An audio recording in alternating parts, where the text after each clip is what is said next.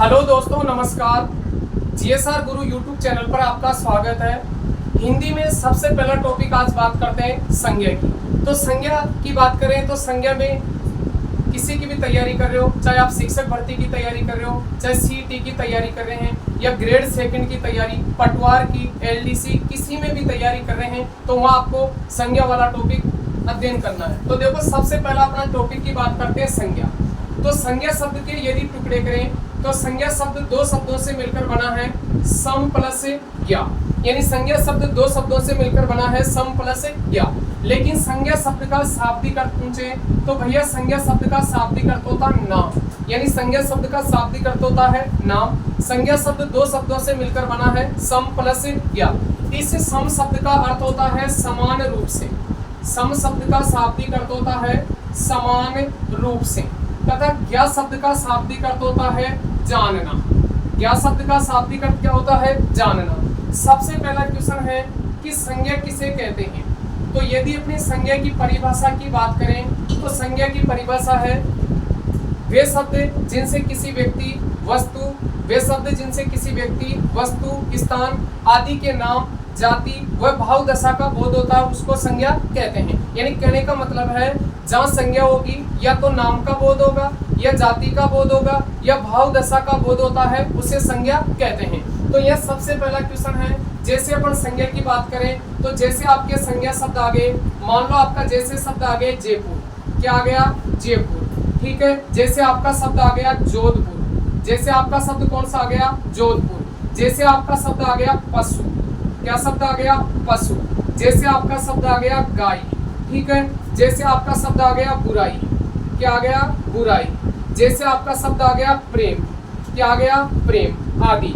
तो कहने का मतलब है ये सभी शब्द हैं वो कैसे शब्द हैं? ये सभी शब्द संज्ञा शब्द हैं। कहने का मतलब है जयपुर और जोधपुर इन दोनों शब्दों में आपकी व्यक्तिवाचक संज्ञा होगी, क्योंकि किसी शहर का नाम है, नगर का नाम है, यानी शहर का नाम है तो इन दोनों शब्दों में व्यक्तिवाचक संज्ञा होगी। पशु में आपकी संज्ञा होगी जातिवाचक।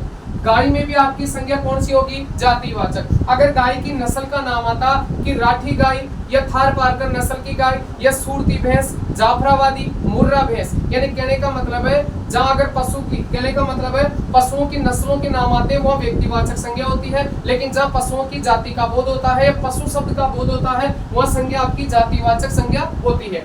यह बुराई शब्द में है, बुरा शब्द में प्रत्यय जोड़ने से बुराई शब्द बना है, ठीक है। तो बुराई भाववाचक है और प्रेम शब्द भी क्या है? भाववाचक संज्ञा है। तो यहाँ पर बात कर रहे थे कि संज्ञा किसे कहते हैं, तो इसकी परिभाषा पढ़े कि वे शब्द जिनसे किसी व्यक्ति, वस्तु, स्थान आदि के नाम, जाति व भाव दशा का बोध होता है उसे संज्ञा कहते हैं। अब अगला क्वेश्चन अपना आता है कि यदि संज्ञा के प्रकार पूछे अपने को कि संज्ञा के कितने प्रकार होते हैं, तो देखो संज्ञा के प्रकारों की बात करते हैं। तो सबसे पहला क्वेश्चन अपना आता है, अगला क्वेश्चन अपना ये आता है हिंदी में मुख्य रूप से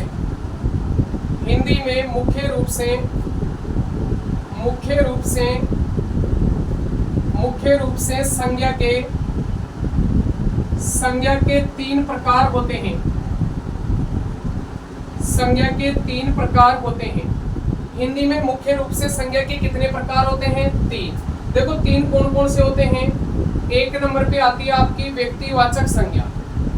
1 नंबर पे आती है आपकी व्यक्तिवाचक संज्ञा। 2 नंबर पे आती है आपकी जातिवाचक संज्ञा। जातिवाचक संज्ञा, व्यक्तिवाचक संज्ञा, जातिवाचक संज्ञा। 3rd नंबर पे आती है आपकी भाववाचक संज्ञा। भाववाचक संज्ञा। तो क्वेश्चन आपको पूछे कि हिंदी में मुख्य रूप से संज्ञा के कितने भेद होते हैं, तो मुख्य रूप से संज्ञा के 3 भेद होते हैं, व्यक्तिवाचक संज्ञा, जातिवाचक संज्ञा और भाववाचक संज्ञा। लेकिन यह जातिवाचक संज्ञा में 2 संज्ञाओं को और शामिल किया गया है, जिसमें एक तो आपकी आती है समूहवाचक। कौन सी आती है? समूहवाचक। यह इसी का दूसरा नाम है समुदायवाचक। समुदायवाचक, समूहवाचक या समुदायवाचक। इसके बाद आपकी इसमें 2nd नंबर पे जो संज्ञा आती है इसी में, वो 2nd नंबर पे आती है आपकी द्रव्यवाचक। 2nd नंबर पे कौन सी संज्ञा? द्रव्यवाचक संज्ञा। या भैया इसी का दूसरा नाम है पदार्थवाचक संज्ञा। द्रव्यवाचक या पदार्थवाचक संज्ञा। तो आपका क्वेश्चन पूछेगा, कई बार क्वेश्चन पूछा हुआ है कि समुदायवाचक और द्रव्यवाचक संज्ञा को किसमें शामिल किया जाता है, या किनको जातिवाचक संज्ञा के दो भेद माने गए हैं। तो पहली तो आपकी समूहवाचक जिसको समुदायवाचक भी कहते हैं, दूसरी आपकी द्रव्यवाचक जिसको आप पदार्थवाचक की संज्ञा भी कहते हैं। तो आपका क्वेश्चन आ जाए कि संज्ञा हिंदी में संज्ञा के मुख्य रूप से कितने भेद होते हैं, तो आपको 3 भेद बताना है। सबसे पहले व्यक्तिवाचक संज्ञा, सेकंड नंबर पे जातिवाचक संज्ञा और थर्ड नंबर पे आती है आपकी भाववाचक की संज्ञा। आगे बात करते हैं, अगला क्वेश्चन इसी में आता है कि हिंदी में अर्थ के आधार पर संज्ञा के कितने भेद होते हैं। तो भैया हिंदी में अर्थ के आधार पर संज्ञा के भेद पूछे तो अर्थ के आधार पर संज्ञा के 5 भेद होते हैं। अब वो 5 भेद कौन कौन से होते हैं, देखो अर्थ के आधार पर भेद पूछे तो आपको 5 भेद बताना है। देखो 5 भेद पूछे तो कौन कौन से होते हैं, तो देखो सबसे पहले 1 नंबर पे बात करते हैं। इसमें सबसे पहले एक क्वेश्चन आता आपका, हिंदी में अर्थ के आधार पर, हिंदी में अर्थ के आधार पर, अर्थ के आधार पर संज्ञा के 5 भेद होते हैं। संज्ञा के 5 भेद होते हैं। किसके आधार पर, अर्थ के आधार पर, लेकिन मुख्य रूप से संज्ञा के कितने भेद, 3 भेद होते हैं। अब 5 भेद की बात करें तो सबसे पहले 1 नंबर पे इसमें आपकी संज्ञा आती है, वो 1 नंबर पे संज्ञा है व्यक्तिवाचक संज्ञा। 1 नंबर पे कौन सी, व्यक्तिवाचक संज्ञा। इसके बाद सेकंड नंबर पे आती है आपकी जातिवाचक संज्ञा। सेकंड नंबर पे आएगी जातिवाचक संज्ञा। इसके बाद आपकी थर्ड नंबर पे आती है समूहवाचक संज्ञा।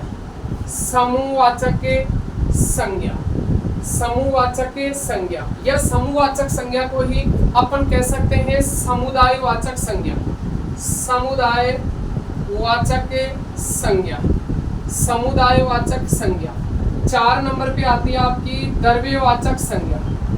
द्रव्यवाचक संज्ञा, इस द्रव्यवाचक संज्ञा को अपन कह सकते हैं पदार्थवाचक संज्ञा। पदार्थवाचक संज्ञा, पदार्थवाचक संज्ञा। और 5वां भेद होता आपका इसमें, वो भैया 5वां भेद होता है भाववाचक संज्ञा। 5वां भेद कौन सा होता है, भाववाचक संज्ञा। तो आपको अगर क्वेश्चन पूछे कि हिंदी में अर्थ के आधार पर संज्ञा के कितने भेद होते हैं, तो अर्थ के आधार पर संज्ञा के 5 भेद होते हैं। सबसे पहले व्यक्तिवाचक संज्ञा, जातिवाचक संज्ञा, समूहवाचक संज्ञा, समूहवाचक का दूसरा नाम है समुदायवाचक। इसको विकल्प चिन्ह बोलते हैं, हिंदी में, अंग्रेजी में ओब्लिक चिन्ह बोला जाता है। ठीक है, समुदायवाचक संज्ञा, द्रव्यवाचक संज्ञा, या इसी को बोलते हैं पदार्थवाचक संज्ञा। और 5 नंबर पे आती है आपकी भाववाचक संज्ञा। अब सबसे पहले 1 नंबर पे बात करते हैं अपन, वो 1 नंबर पे बात करेंगे व्यक्तिवाचक संज्ञा। तो सबसे पहले 1 नंबर पे आती है आपकी व्यक्तिवाचक संज्ञा। देखो व्यक्तिवाचक संज्ञा किसे कहते हैं, तो इसकी परिभाषा है कि वे शब्द जिनसे किसी व्यक्ति, वस्तु, स्थान आदि के नाम का बोध होता है। केवल किसका बोध होता है, नाम का बोध होता है, तो वो आपकी संज्ञा कौन सी होगी, व्यक्तिवाचक संज्ञा। और भैया आपको याद रखना है, व्यक्तिवाचक संज्ञा शब्दों का प्रयोग हमेशा एकवचन में किया जाता है। यानी आपको ये हमेशा याद रखना है, अगर कोई संज्ञा शब्द एकवचन में आ रहा है तो ही वह व्यक्तिवाचक संज्ञा होगी, अन्यथा वह संज्ञा जातिवाचक होगी, क्योंकि व्यक्तिवाचक संज्ञा शब्दों का प्रयोग हमेशा एकवचन में किया जाता है। यदि व्यक्तिवाचक संज्ञा शब्द एकवचन में नहीं आकर बहुवचन में आते हैं तो वह व्यक्तिवाचक संज्ञा न होकर संज्ञा कौन सी होती है, जातिवाचक संज्ञा होती है। अब यह व्यक्तिवाचक संज्ञा की बात करें तो इसमें जैसे आपका इसमें क्वेश्चन आता है नदियों के नाम। किसके नाम है, नदियों के नाम, नदियों के नाम। ठीक है, इसके बाद आपका क्वेश्चन आता है दिशाओं के नाम। दिशाओं के नाम। इसके बाद है पर्वतों के नाम। पर्वतों के नाम। पर्वतों के नाम। सप्ताह के दिनों के नाम। सप्ताह के दिनों के नाम। दिनों के नाम। महीनों के नाम। महीनों के नाम। महीनों के नाम कहने का मतलब है नदियों के नाम। यानी जहां भी देखो क्वेश्चन आपको पूछे कि नदी शब्द में संज्ञा होगी, तो भैया नदी शब्द में संज्ञा तो कौन सी होगी? जातिवाचक, क्योंकि नदी एक जाति का बोध करा रही है। नदी एक नहीं होती है, नदियां कई होती है, तो नदी शब्द में तो जातिवाचक होगी, दिशा में भी जातिवाचक होगी, पर्वत में भी जातिवाचक, सप्ताह में भी जातिवाचक, महीना में भी जातिवाचक। लेकिन यह बात कर रहे हैं नदियों के नाम। जैसे मान लो आपकी कोई सी भी नदी आ गई, चंबल नदी आ गई, भैया गंगा नदी आ गई, कौन सी आ गई? गंगा। जैसे आपकी नदी आ गई बनास, भैया आपकी नदी आ गई माही। यानी कहने का मतलब है विश्व की कोई सी भी नदी का नाम आ गया तो वहां संज्ञा कौन सी करनी है? व्यक्तिवाचक संज्ञा करनी है। दिशाओं के नाम, जैसे मान लो पूर्व दिशा आ गई, जैसे आपकी आ गई पश्चिम दिशा, ठीक है, जैसे आपकी आ गई उत्तर दिशा, जैसे आपकी आ गई दक्षिण दिशा। तो भैया कहने का मतलब यह है कि किसी भी दिशा का नाम आ गया तो वह संज्ञा कौन सी करनी है? व्यक्तिवाचक संज्ञा करनी है। यदि आपके दिशाओं के कोणों की बात करें तो देखो दिशाओं के कोणों की बात करें, ये उत्तर होती है, ये दक्षिण होती है, ये पूर्व होती है और ये आपकी क्या होती है? पश्चिम होती है। तो अगर अपन दिशा के कोणों की बात करें तो ये सबसे पहला कोण होगा वायव्य। कौन सा होगा? वाय, ठीक है, वायव्य। इसका नाम है ईशान। कौन सा होगा? ईशान। भैया इस कोण को बोलते हैं आग्नेय। क्या बोलते हैं? आग्नेय। और इसको बोलते हैं नैऋत्य। क्या बोलते हैं इसको? नैऋत्य।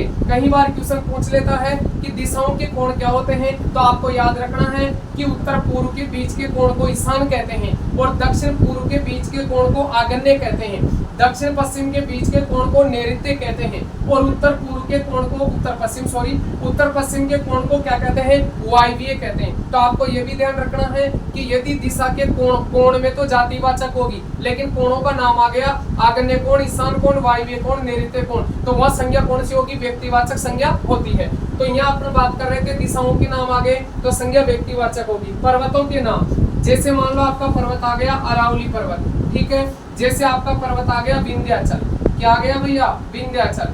जैसे आपका पर्वत आ गया हिमालय। तो कहने का मतलब है किसी भी पर्वत का नाम आता है तो वहां भी संज्ञा कौन सी करनी है? आपको व्यक्तिवाचक संज्ञा करनी है। सप्ताह के दिनों के नाम, भैया सप्ताह शब्द में तो जातिवाचक होगी, लेकिन सप्ताह के दिनों के नाम की बात कर रहे हैं, जैसे सोमवार, मंगलवार, बुधवार, गुरुवार। अगर ऐसे शब्द हैं तो उन शब्दों में आपकी संज्ञा व्यक्तिवाचक होती है। तो सप्ताह के दिनों के नाम में जैसे आपका शब्द आ गया सोमवार, जैसे आपका शब्द आ गया मंगलवार, ठीक है, जैसे बुधवार, गुरुवार, शुक्रवार, शनिवार, रविवार, कोई सा भी सप्ताह के दिन का नाम आ गया वहाँ संज्ञा व्यक्तिवाचक संज्ञा होती है। इसके बाद पढ़ रहे थे महीनों के नाम। अब यहाँ महीनों की बात करें, चाहे हिंदी महीनों के नाम आए चाहे अंग्रेजी महीनों के नाम आए। अगर हिंदी महीनों की बात करें तो हिंदी का पहला महीना होता है चैत्र महीना और अंतिम महीना होता है फाल्गुन। और यदि अंग्रेजी महीने की बात करें तो पहला महीना होता है जनवरी और अंतिम महीना होता है दिसंबर। तो कहने का मतलब है चाहे हिंदी महीना आ जाओ चाहे अंग्रेजी महीने का नाम आए वहाँ भी संज्ञा कौन सी करनी है? व्यक्तिवाचक। अगर किसी भी महिला का नाम आ गया, जैसे मान लो किसी महिला का नाम है सीता, गीता, यासी, गोपाली, मंगली, कोई भी नाम आ जाए तो वहाँ भी संज्ञा कौन सी होगी? आपकी व्यक्तिवाचक संज्ञा होगी। किसी भी पुरुष का नाम आ जाए राम, मोहन, ठीक है, तो वहाँ भी आपकी संज्ञा कौन सी होगी? व्यक्तिवाचक संज्ञा होती है। इसके बाद अगला क्वेश्चन अपना ये था नगरों के नाम। भैया शहर और नगर में तो जातिवाचक है, लेकिन नगर में जैसे मान लो अपन नगर की बात करें जयपुर, जोधपुर, उदयपुर, दिल्ली, कोई से भी शहर का नाम आ गया वहाँ भी संज्ञा कौन सी करनी है? व्यक्तिवाचक। अगर किसी भी पशु की नस्ल का नाम आ गया, जैसे नस्ल की बात करें, गाय की नस्ल होती है राठी, थार पारकर, भैंस की नस्ल होती है मुर्रा, सूरती, जाफराबादी, ठीक है, जैसे घोड़ा है तो घोड़े का नाम होता है चेतक। चेतक महाराणा प्रताप का घोड़ा था, लेकिन महाराणा प्रताप के हाथी का नाम था राम प्रसाद। तो घोड़े जैसे हाथी का नाम आ गया, हल्दीघाटी के युद्ध में हाथी थे राम प्रसाद, उसका नाम ले जाकर पीर प्रसाद बना दिया गया था। तो राम प्रसाद, पीर प्रसाद, गजराज, गजमुक्त, तो कोई से भी हाथी का नाम आ गया तो वहां भी आपकी संज्ञा कौन सी होगी? व्यक्तिवाचक संज्ञा होगी। तो आपको ध्यान रखना है जहां भी नाम का बोध होता है वह व्यक्तिवाचक संज्ञा होती है। कौन संज्ञा होती है? व्यक्तिवाचक। अब बात करते हैं पंखा। जैसे पंखा शब्द है तो पंखा में तो जातिवाचक है, लेकिन आप बोल रहे हो कि पंखे की कंपनी का नाम आ गया, ओरिएंट का पंखा, बजाज का पंखा, ठीक है, एलजी का पंखा। तो अगर किसी भी वस्तु की कंपनी का नाम आता है तो वहां भी आपकी संज्ञा कौन सी होगी? व्यक्तिवाचक संज्ञा होती है। तो आपको याद रखना है कि व्यक्तिवाचक संज्ञा शब्दों का प्रयोग हमेशा किसमें होता है? एक वचन में किया जाता है। तो आगे इसमें व्यक्तिवाचक संज्ञा में नेक्स्ट पार्ट में पढ़ेंगे। थैंक यू, धन्यवाद।